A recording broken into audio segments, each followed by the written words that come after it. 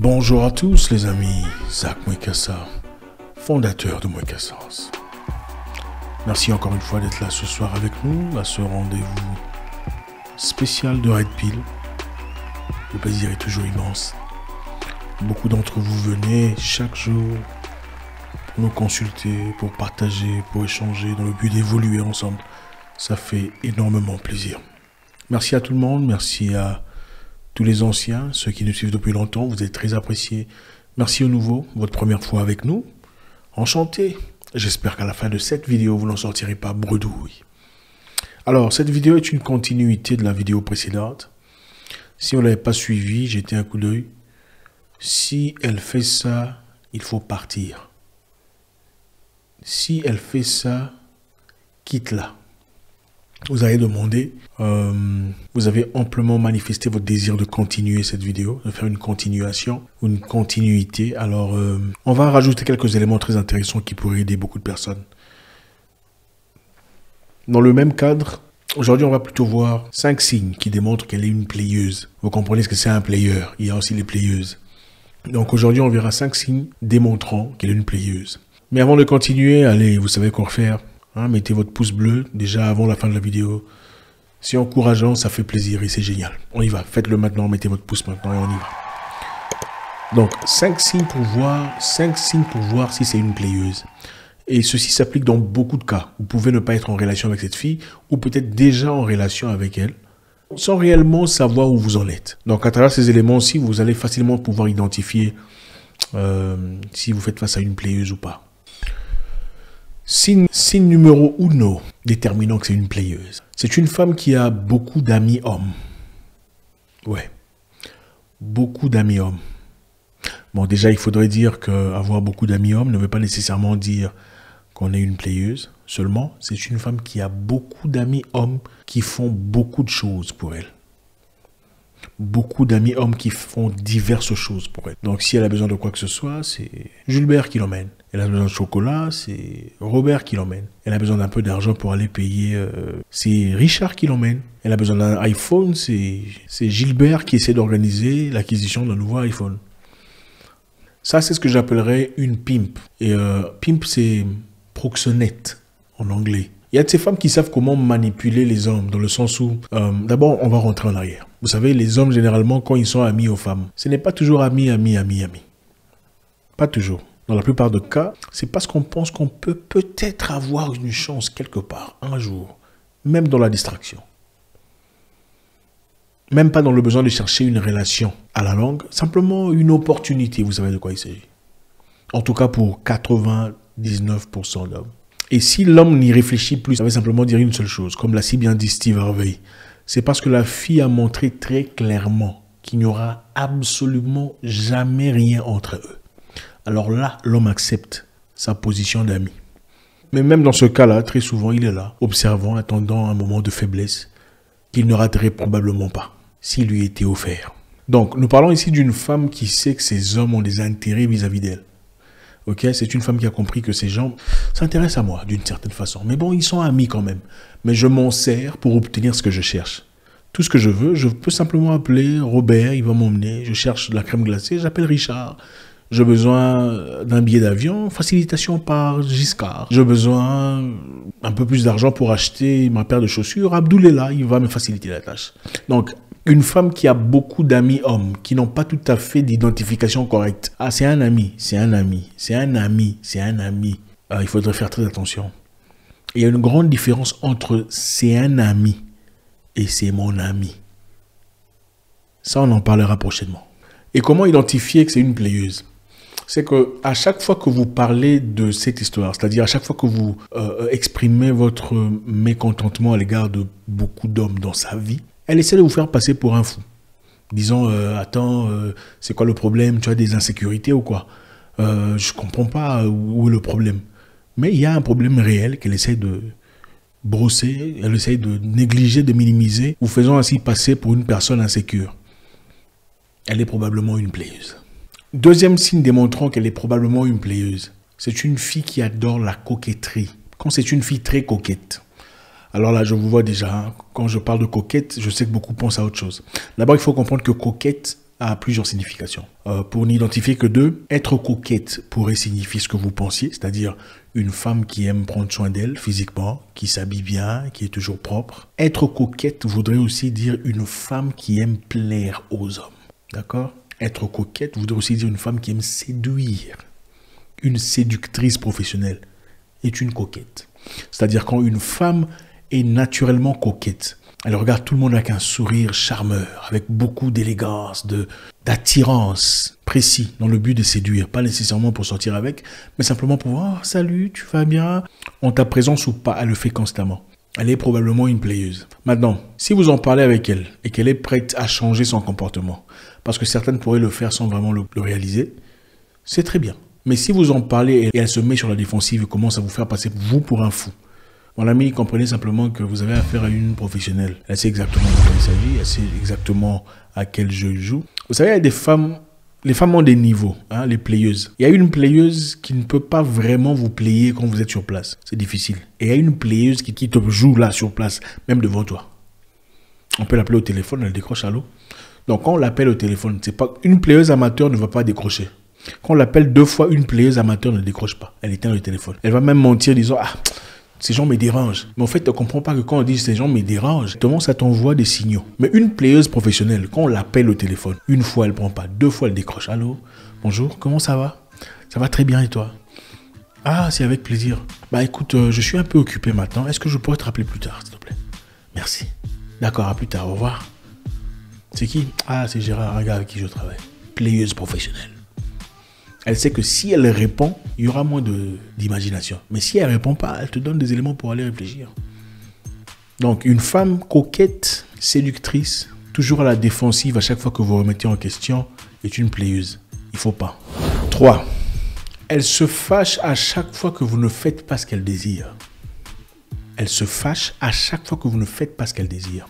C'est-à-dire, c'est une femme qui te présente des besoins. En fait, il y en a 2 types. Il y a certaines qui te demandent ouvertement. J'ai besoin d'argent pour faire un voyage. J'ai besoin d'argent pour payer la maison. J'ai besoin d'argent pour acheter des habits. J'ai besoin d'argent pour faire patati ou patata. Elle te le fait savoir ouvertement. Il y a celles-là qui sont très subtiles. Elle te dit, ah, je suis là, je vais pas très bien, je me soucie un peu, je donne de l'argent à Jessica et celui qui était censé me donner de l'argent ne me l'a pas donné. Elle le fait très subtilement. Ou je suis là, je devrais acheter un truc, mais l'argent que j'ai est bloqué quelque part, mon compte, j'ai eu des... Elle te fait passer un message très subtil, mais le message est très clair. C'est-à-dire, le message est là. Je suis là, je ne suis pas de bonne humeur. Elles se servent souvent de leurs émotions. La colère, le désarroi, le chagrin. Je suis de mauvaise humeur parce que j'ai besoin d'argent pour faire A, B, C, D. Je ne te demande pas directement, mais je te le dis. Comme ça, toi, en tant qu'homme, prendras l'initiative de dire, bon, ok, voilà, je te donne l'argent. Maintenant, si tu ne fais pas ce qu'elle te demande, elle se fâche contre toi. Ou elle change d'humeur. C'est probablement, vous avez 90% devant une playeuse. Maintenant, qu'est-ce qu'elle fait? Dans ce cas-là, si tu ne réponds pas positivement à ce qu'elle t'a demandé, qu'est-ce qu'elle fait? Elle va chercher les amis dont on a parlé au premier tour. Les potes, les Giscard, les Abdoul, les Bakar, tous ces gars-là. C'est eux qui viennent faire pour elle ce qu'elle te demandait. Et elle va s'assurer, ok? Elle va s'assurer que tu saches que, ah, je t'avais demandé, tu m'as dit que tu ne pouvais pas. John ou Patrick est venu le faire. Donc, elle te fait savoir très clairement ou subtilement, mais le message est très clair. Si tu veux être avec moi, j'ai besoin de A, B, C, D. Si tu ne rencontres pas, si tu ne réponds pas à mes désirs, il y a de fortes chances que nous ne continuions pas cette histoire sans vraiment le dire. Maintenant, il faut comprendre. Je suis de ceux qui prônent la puissance, la force de l'homme. C'est-à-dire la force de l'homme est aussi impliquée sur le fait que l'homme doit prendre soin de sa femme. C'est très important. Quand vous épousez une femme, il faut l'entretenir. Quand vous épousez une femme, il faut l'entretenir. Seulement, dans ces cas, on ne parle pas d'une femme qu'on a épousée. Ça, c'est un. Numéro 1. Et je ne dis pas qu'il ne faut pas soutenir une femme qu'on n'a pas encore épousée. Je dis qu'il faut soutenir une femme qui accepte votre autorité, qui vous respecte. Et deuxièmement, une femme qui vous aime réellement. Ne vous mettrez pas dans des conditions compliquées sur le plan financier. Parce qu'elle connaît déjà votre situation financière. Si elle sait que sa demande mettrait de la pression à votre situation financière, elle ne le ferait pas. Elle tenterait peut-être pour voir si vous faites preuve d'hésitation. Elle dit non, c'est pas grave. Parce que votre manque d'argent est son manque d'argent. Mais une femme manipulatrice, une playeuse s'en fout. Elle s'en fout d'où vient l'argent. Lui, son problème, c'est que ça vient de Boubacar, des Jafar, elle s'en fout. Son problème, c'est recevoir ce qu'elle veut. Donc, même si ça te pose des problèmes au boulot, des difficultés en famille, ça, c'est pas son problème. Son objectif à elle, c'est d'acquérir ses Louboutin ou son Gucci qu'elle cherche, ou son voyage à Dubaï en première classe. Playeuse. Faut pas. Moi, je connais d'ailleurs il y a très longtemps une fille. On discutait tout ça. Bon, c'était vraiment pas très clair si on était. Enfin, bref. Il y avait de l'intérêt. Mais elle m'a fait savoir à un moment donné, bon, tu sais, je suis pas prête, tout ça. Moi, j'ai dit, ah, t'es pas prête, ok, pas de souci. Donc, on va rester potes, quoi, comme t'es pas prête. Bah, écoute, on va, tout ça. Quelques temps après, elle m'a demandé de l'argent. Il y a très longtemps, je crois que j'avais 20, quelque chose, il y a très longtemps en tout cas. Elle m'a demandé de l'argent, moi aussi je lui ai dit non, je suis pas prêt à te donner de l'argent pour l'instant. J'ai des responsabilités à assumer et puis voilà. Elle était terriblement fâchée.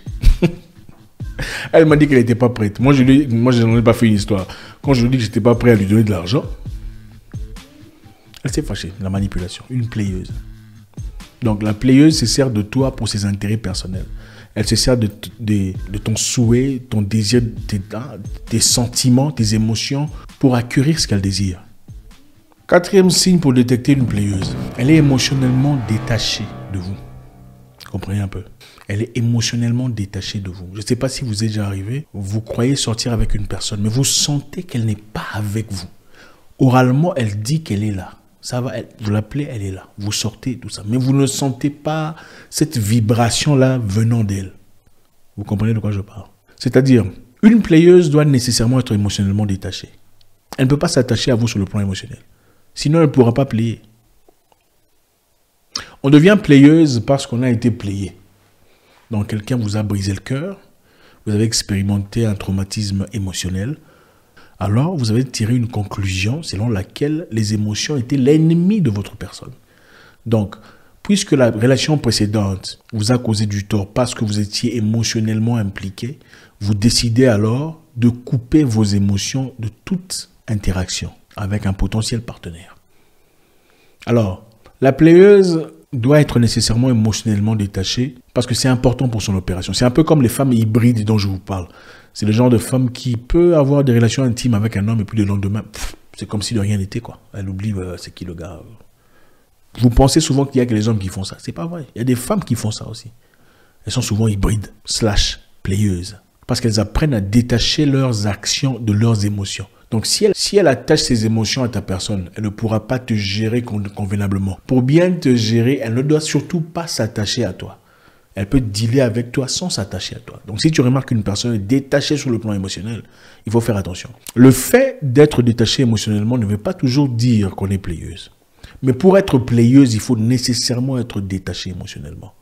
Certaines femmes sont détachées émotionnellement parce qu'elles ont été brisées dans le passé. Elles prennent du temps pour essayer d'évaluer le temps. Évaluer un peu ce que tu as, qu'est-ce que tu es, qu'est-ce que tu représentes, quelles sont tes intentions. Mais il ne faut pas confondre celle-là à ces hybrides playeuses qui est naturellement détachée. C'est son objectif, c'est elle, c'est ses intérêts d'abord. Vous n'êtes en effet que le tremplin, le passeport vers sa destination finale. Il ne faut pas. La playeuse émotionnellement détachée ne vous posera pas de problème. Elle ne viendra pas vous crier dessus. Tu étais où? Tu parlais avec qui? C'est qui la fille d'à côté? Elle ne le fera pas. Elle ne le fera pas. Elle ne vous dérange pas. Elle ne vous demande pas vous rentrer à quelle heure, tout ça. Parce que pour elle, voilà, c'est comme ça. Et très souvent, beaucoup d'hommes ont tendance à penser que c'est génial, je trouvais finalement une fille qui ne me dérange pas, qui ne me fait pas chier, tout ça. Il faut faire très attention. Ce n'est pas parce qu'elle est stable. C'est plutôt parce qu'elle vous contrôle. C'est elle qui gère l'histoire, ce n'est pas vous. Cinquième signe pour déterminer une femme playeuse, dangereuse. Elle reçoit de vous beaucoup plus qu'elle ne vous offre. Elle reçoit de vous beaucoup plus qu'elle ne vous offre en retour. Et ça, c'est valide dans beaucoup de choses. Émotionnellement, elle ne vous en donne pas autant que vous en donnez. Physiquement, financièrement, matériellement, elle ne vous offre pas autant que vous lui offrez. En réalité, elle ne fait que recevoir de vous des cadeaux, des offres, des opportunités, des voyages peut-être. Elle va s'investir peut-être en intimité pour recevoir 2, 3, 4 voyages. Elle peut vous offrir un biscuit pour recevoir en retour des provisions pour 6 mois. Donc, elle ne ferait jamais les mêmes sacrifices que vous ferez pour elle. Par contre, une femme qui vous aime réellement, si vous êtes en position de difficulté, elle vous aidera volontiers. Elle vous apportera l'aide possible. Mais une playeuse, si les rôles sont inversés, c'est-à-dire vous n'êtes pas en position de force, elle est plutôt en position de force, elle n'a pas le temps pour vous. Donc faites attention aux femmes qui s'investissent très peu, qui ne vous envoient pas autant de textes que vous lui envoyez, qui ne vous écrit pas autant que vous le faites. Une femme naturelle vous apporte beaucoup de choses. Même si elle ne vous apporte pas l'argent, elle vous apporte sa présence. Elle ne vous apporte pas le matériel, mais elle vous apporte son écoute, ses oreilles, son entente, ses recherches. Elle vous aide ici et là. Si vous n'écrivez pas bien, elle vous aide à écrire mieux. Si vous ne vous habillez pas bien, elle vous aide à mieux vous habiller. Si vous ne parlez pas bien, elle vous aide à bien. Si vous ne vous présentez pas bien, elle essaie d'apporter un plus dans chaque chose que vous faites. La playeuse n'a pas ce temps-là. La playeuse essaie de tirer ce qu'elle a à tirer de vous. Votre présence, vos opportunités, vos ouvertures, c'est tout ce qui l'intéresse. C'est d'abord elle d'abord. Encore une fois les amis, merci infiniment. J'espère qu'on a appris quelque chose. C'est toujours important d'équilibrer. Les hommes sont autant en danger que les femmes le sont. Qu'on ne vous fasse pas croire le contraire. Autant il y a des bonnes femmes, il y en a des tas qui sont très, très dangereuses. Et il n'y a pas mieux que savoir se prémunir, se préserver, surtout identifier la personne avec laquelle vous êtes en train de dealer. Comprendre très vite et savoir qu'est-ce qu'il faut faire. Est-ce qu'il faut Mugupa ou il faut... Bon, il ne faut pas Mugupa. Est-ce qu'il faut pain ou il faut... Voilà. Balancez vos commentaires, c'est très important. Si vous pensez qu'il y a des choses que j'ai oubliées, mentionnez-les dans les commentaires ou sur le commentaire si vous préférez. Et si vous pensez qu'il y a d'autres choses que vous avez expérimentées qui n'ont pas été nécessairement citées, faites-le. C'est toujours un plaisir. L'objectif, c'est l'échange. C'est avec beaucoup de plaisir que je vous quitte. Non, c'est avec beaucoup d'amertume que je vous quitte. Dans cette série, on se parlera encore demain. Je vous souhaite une excellente soirée. J'espère vous parler encore très bientôt dans une nouvelle vidéo. Au revoir.